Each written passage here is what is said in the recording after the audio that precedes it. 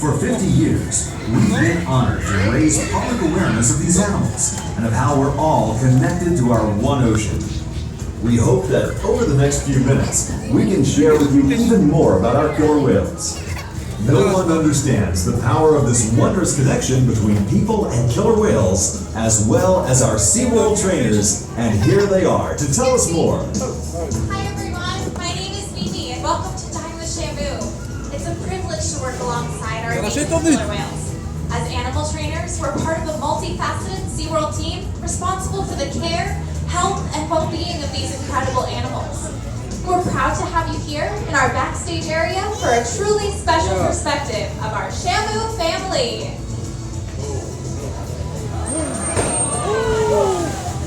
Well, thank you so much for joining us at Dine with Shamu today. You are in the presence of 3 members of our Shamu family, and they will be splashing quite a bit of water. We're not trying to get you wet, but at any time you might get a little bit of a sprinkle over that glass. So that is your splash warning right now. The Lakers we have 3 little sisters right now. And first over here working with Kristen is Kayla. And Kayla is our 27-year-old female. And these guys might all look a little bit similar to you, but there are small differences about them that help us to tell the difference between each of those animals. Now Kayla, she's going to be posing up here for you. You can see on her lower right chin, she has that little Marilyn Monroe spot. And that tells us that that is Kayla. That's one of her unique things. We gaan uit de als splashje. Oh, dat gaat te ver. And next we have Malia, and Malia is she is an 8-year-old female. And one of the special things about her, if you look down towards her right chin as well, where her white meets her black, it looks like a lightning bolt.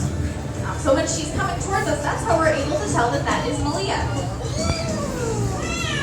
Right here we have Trua. And Trua's going to pose up for you. If you take a look at his right eye spot, you can see he has a little freckle there. On his chest as well, he has a collection of freckles. So that's how we knew that. Yeah, we win. We won all the way. No, this is good. Now, over the course of the day, we do many different types of sessions. So here at Dine with Shamu, you're seeing one of those different types of sessions. Now, normally, during your regular SeaWorld visit, you might go see a show. But joining us here in our backstage area, you're getting to see some things that normally you wouldn't be able to. And then when we first come in the morning, we do something that we call a husbandry session. So husbandry just means the practice of caring for these animals. Now, our animals are trained in those husbandry behaviors to help us help them in their own health care.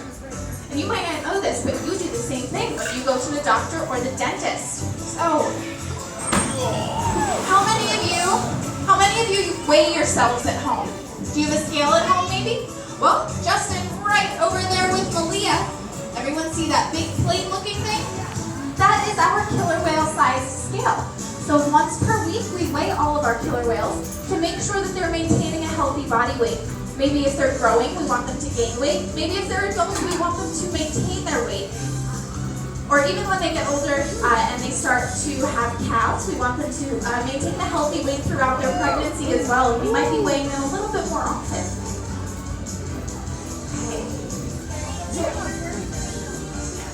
All right, so Kristen is sending Kayla on a squirt center belly. Now that means that each of our hand signals, that's how we communicate with the animals, because they don't hear us the same way that we do. So we communicate using those hand signals and the whistles. The whistles are what we call a bridge, and that's the best way for us to let the animals know, hey, that was really great. Why don't you come on back for your reinforcement or reward? Kayla, the tentacle, very nice. So Kayla is very good at what we call modifiers. So we can send those animals on behaviors.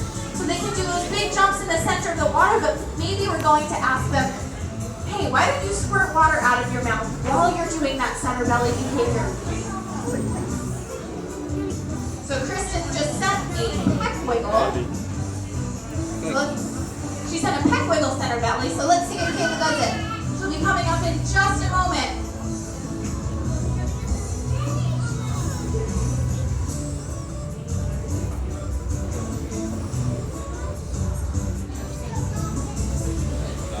Very nice. So she did that pec wiggle while she did that center belly behavior. So sometimes,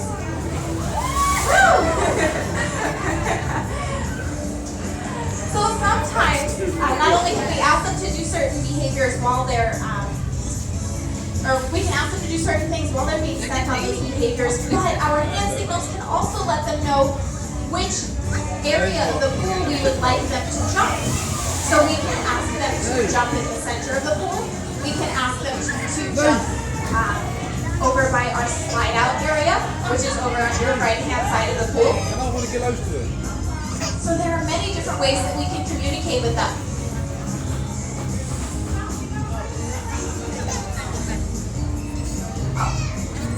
Does everyone hear Malia making those vocals over by the slide out?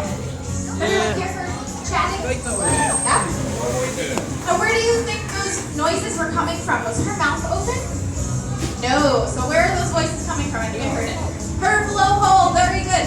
So she's able to manipulate her blowhole just like you would squeeze a balloon apart and it makes that squeaking, squealing sound. Everybody know what I'm talking about? That's how they're able to vocalize. Back in the back.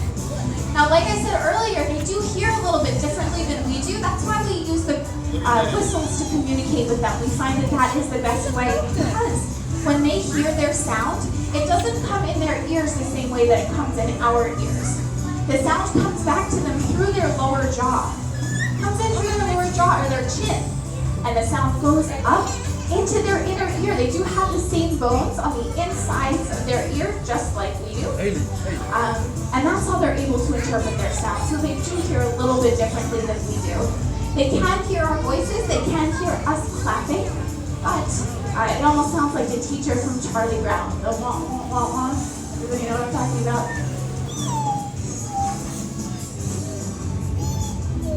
So like I said, over the course of the day, we're doing many different sessions with these animals.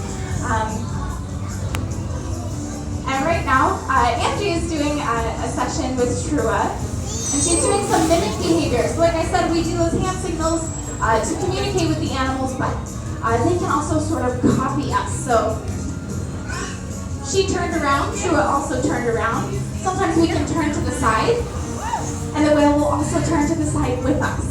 If we kick our feet up and down, they're going to splash their tail as well. So those are some neat ways that we can communicate with them too.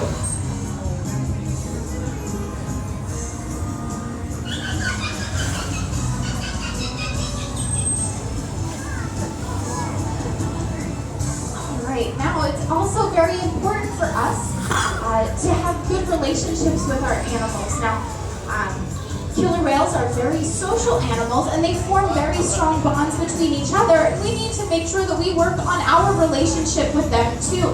So each and every day we're going to have a relationship session, and that means that we're just spending time with that animal. Maybe we're just feeding them, hanging out with them, rubbing them down, giving them a little back massage. We enjoy getting our backs rubbed sometimes. Maybe you use a back scratcher. Does anyone like using a back scratcher?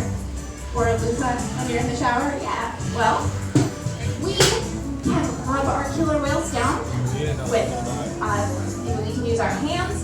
Right over here next to Angie, we have a scrub.